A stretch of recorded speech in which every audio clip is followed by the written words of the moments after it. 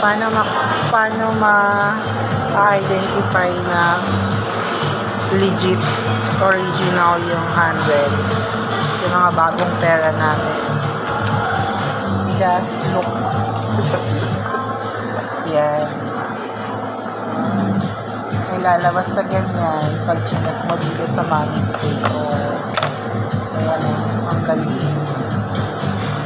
Diba? Pag tinanggal mo siya, wala. Pero pag nilagay mo sa money detector, ayan, proof na legit yung pera. Hindi pwede. Ayan. Ito 50 pesos. Ayan. Nakakita siya. May nakikita na ang tawag ko, liwanag sa liwanag. O yan ang bagong pera.